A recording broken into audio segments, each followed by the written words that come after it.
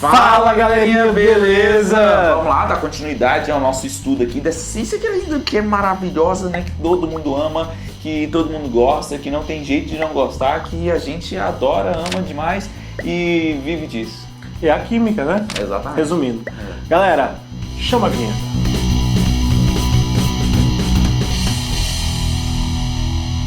Meus queridinhos, o seguinte, a gente vai entrar num mundo agora chamado de forças intermoleculares. Para quem está acompanhando essa playlist toda aí, tá? É bom que você reveja os vídeos anteriores para entender o conceito de polaridade, geometria molecular, para entender sobre eletronegatividade. Tudo isso é importante para a gente colocar em prática aqui nas forças intermoleculares. A primeira força intermolecular que a gente vai falar é o dipolo induzido e dipolo induzido. Um total de 3 forças e a gente ainda vai fazer uma observação sobre uma interação íon-dipolo.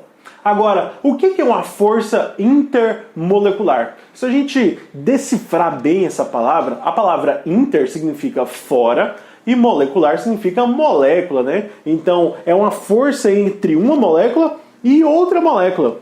É como se você estivesse ali, ó, na baladinha, aí você viu ali o rapazinho ou a menininha, e aí você tá lá junto, assim, de longe, aí você vai tentar rolar uma interação com essa pessoa. E aí, quando você tenta rolar uma interação, se essa interação for fraca ou forte, é que a gente vai denominar essas forças intermoleculares. Então, seria uma molécula interagindo com outra molécula. Sacou, velho? Sacou? Pira aqui, ó. As forças intermoleculares, então, é toda a interação em que uma substância vai ter com outra. Por causa disso, a gente vai ver se essas substâncias estão muito juntas ou elas não estão tão juntas assim. O que faz essas substâncias estarem juntas? Por exemplo, na gasolina, nós não temos só uma molequinha ali de hidrocarboneto. Nós temos vários, né? Nós temos mols de moléculas. Como é que essas molequinhas ficam juntas? Justamente por causa dessas forças chamadas forças intermoleculares. E a primeira força é justamente para moléculas que são tidas como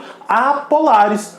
Como você já entendeu as forças de polaridade dentro da própria substância, agora a gente vai entender as forças intermoleculares que são fora da substância, uma substância com outra. E essa primeira força, quem vai trazer para você é aquele cara cremosinho, delícia, tio Soneca. Vem pra cá.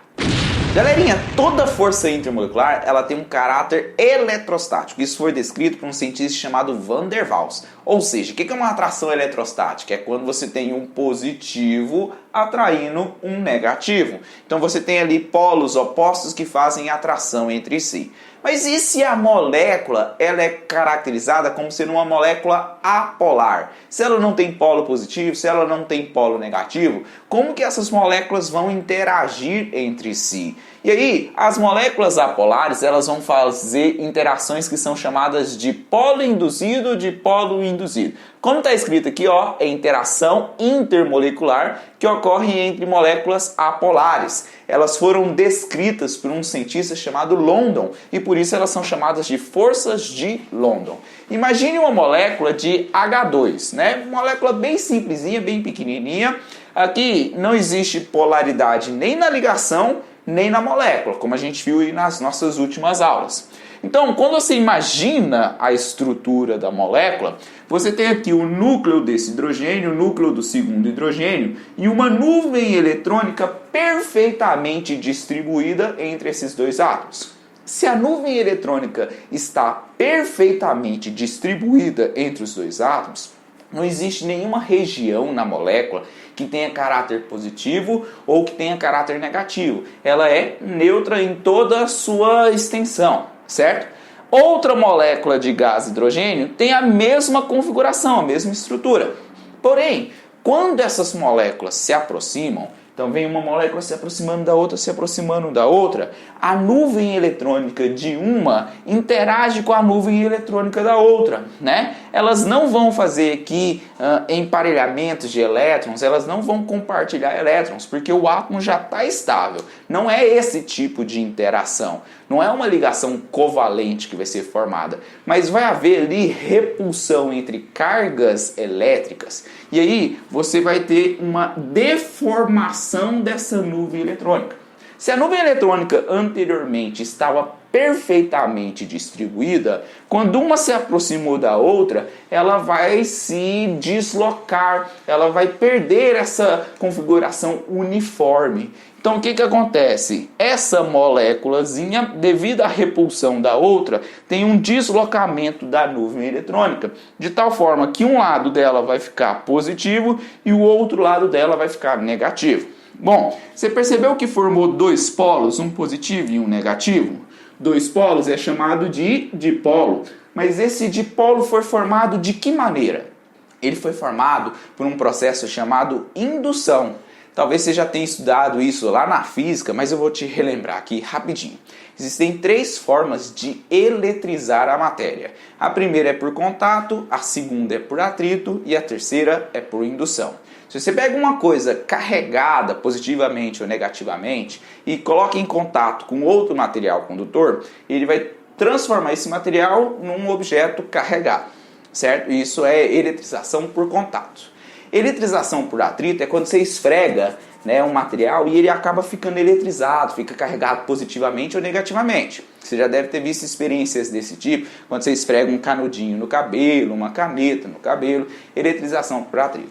E o terceiro modo de eletrização da matéria, que é tornar a matéria carregada positivamente ou negativamente, é por indução.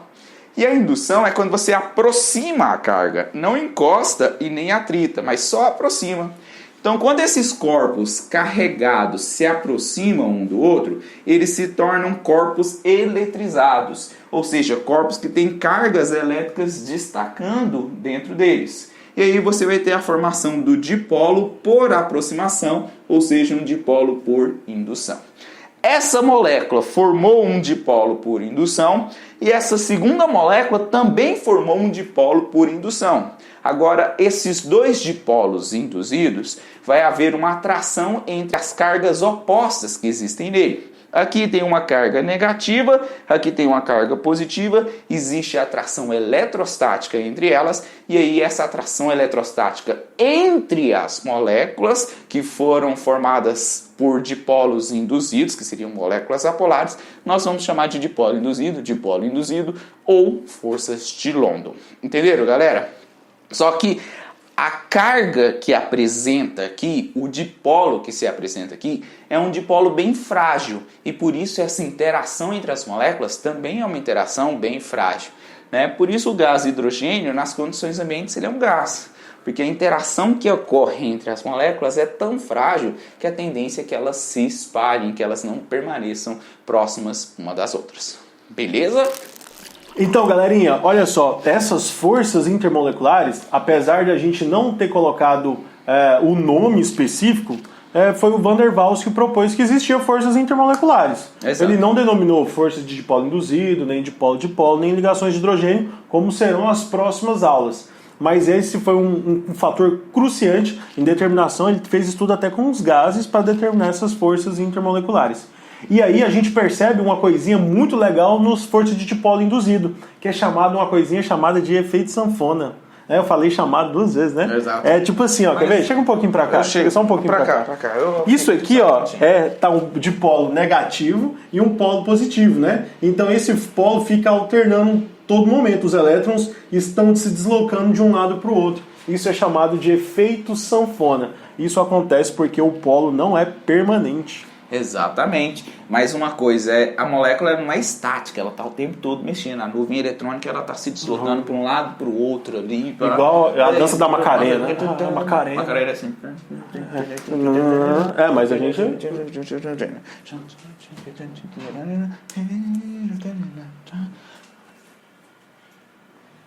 Até a próxima aula.